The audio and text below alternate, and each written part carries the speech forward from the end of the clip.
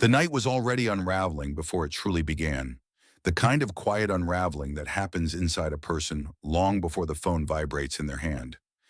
Emily Carter stood beneath the amber glow of a downtown cafe sign, the wind tugging at her coat, when the message arrived telling her the blind date was canceled. No explanation that mattered, no apology that softened the blow. Just a polite withdrawal from a plan she had forced herself to hope about. In that instant, disappointment felt heavier than the cold, and she wondered why she had allowed herself to believe that something gentle might finally be waiting for her at the end of a long, lonely road. If you believe in kindness, second chances, and the quiet moments that change lives forever, please like this video, share it with someone who needs hope, comment your thoughts, and subscribe to the channel to support stories that come straight from the heart. Emily had not always been so guarded. Once she trusted easily, loved deeply, and imagined a future filled with shared mornings and laughter echoing through a home.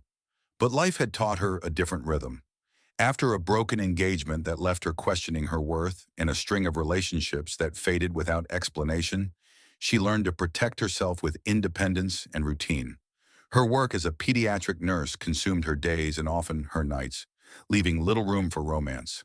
Friends insisted she try again, convinced that her kindness deserved a matching soul. So she agreed to a blind date, convincing herself that hope was not foolish, just fragile. When the cancellation arrived, that fragility cracked. Instead of going home, Emily wandered. The city was alive in its own muted way, lights reflecting on wet pavement, distant sirens blending with laughter from restaurants. She walked toward the small park across the street from the cafe, a place she had passed countless times without ever stopping. Tonight, something pulled her there. Perhaps the need to breathe or the instinct to sit with her disappointment rather than outrun it. She settled on a bench near the playground, the swings creaking softly in the breeze. That was when she noticed them. A man stood near the jungle gym, his jacket slung over one arm, his attention fully devoted to a little girl with curls, bouncing wildly as she ran. He chased her in wide circles, pretending to stumble dramatically whenever she changed direction, his laughter full and unguarded. The girl's laughter answered him, bright and unrestrained, the kind of sound that reminded Emily of why she chose her profession. There was no performance in his affection, no audience to impress, just presence, just love. Emily watched, drawn in despite herself. The girl climbed the ladder with fierce determination, and the man stood close enough to catch her if she slipped, yet far enough to let her feel brave.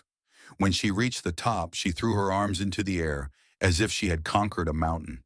The man mirrored her triumph, clapping as though she had accomplished something extraordinary. In that simple exchange, Emily felt a tightening in her chest, a mix of longing and warmth that surprised her.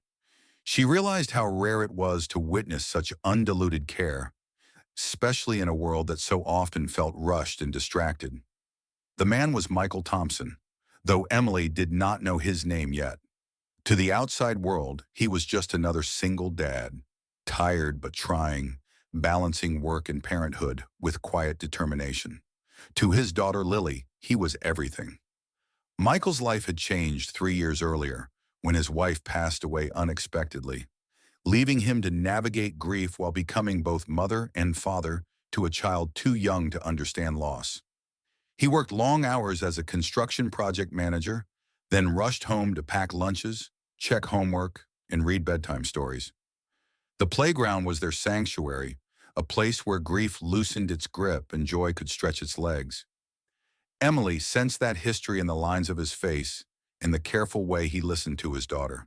She did not know the details, but she recognized the weight of responsibility carried with tenderness. It mirrored her own life in unexpected ways.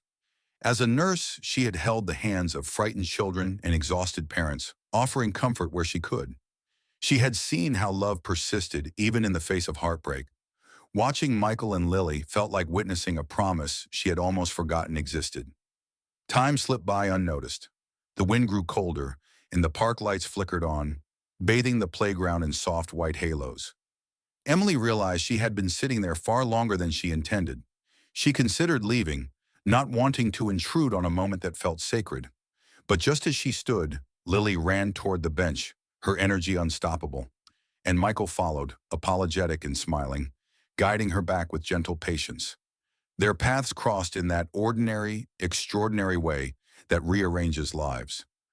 Emily felt awkward at first, aware of her canceled plans and the vulnerability still raw beneath her coat.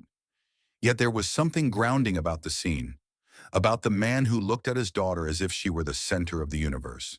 They exchanged polite smiles, then small talk that felt unexpectedly easy. Emily learned Lily's name, her love for dinosaurs and purple ice cream. Michael learned Emily's name, her work at the hospital, her fondness for quiet walks when life felt loud. There was no pressure, no performance, just a shared moment unfolding naturally. As the evening deepened, Emily found herself opening up in ways she had not anticipated. She spoke about her job, about the exhaustion and fulfillment that came with caring for children at their most vulnerable. Michael listened with the same attentiveness he gave his daughter, nodding thoughtfully, asking gentle questions. He shared pieces of his life too, not the tragedy in full detail, but the reality of being a single parent, of learning as he went, of loving fiercely because time felt precious. What struck Emily most was not the similarity of their struggles, but the way they carried them. Michael did not wear his hardship like armor or hide it behind bitterness. He carried it like a scar that had healed imperfectly, a reminder of pain survived. Emily realized how much she had been craving that authenticity, that quiet strength. Her canceled blind date faded into insignificance, replaced by a sense of possibility she had not felt in years. The days that followed surprised Emily. She and Michael began meeting casually, sometimes at the park, sometimes for coffee while Lily colored nearby. There were no grand gestures, no sweeping declarations. Instead, there were small moments that accumulated into something meaningful. Emily watched Michael navigate fatherhood with patience and humor, even on days when exhaustion lined his face. Michael watched Emily bring warmth into Lily's world, helping with homework, listening to her stories as if they mattered deeply, because they did.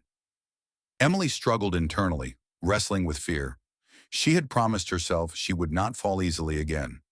She questioned whether she was ready to step into a life that included a child, whether she could handle the complexities that came with loving someone who had already lost so much. Late at night, she lay awake, weighing her heart against her caution.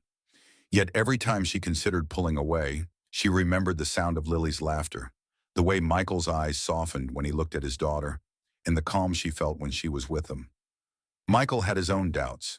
He worried about opening his heart after loss, about the possibility of introducing someone new into Lily's life only to risk another goodbye. He feared burdening Emily with the realities of his responsibilities, but he also recognized the light she brought with her presence, the way Lily gravitated toward her, the way Emily seemed to understand without needing explanations. In Emily, he saw not a replacement for what he had lost, but a companion willing to walk beside him. The turning point came quietly. One evening, after a particularly long shift, Emily arrived at the park drained and discouraged. A young patient she cared for had taken a turn for the worse, and the weight of helplessness pressed heavily on her chest. She considered canceling, retreating into solitude. But when she saw Michael and Lily waiting, Lily waving enthusiastically, something inside her softened. As they sat together, Emily felt her worries ease, not because they disappeared, but because she was not carrying them alone.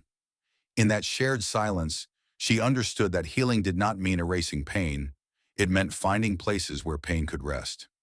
Near the end of this story, if it has touched your heart even a little, please take a moment to like the video, share it with someone who believes in love after loss, and subscribe to the channel so more stories like this can find their way to people who need them.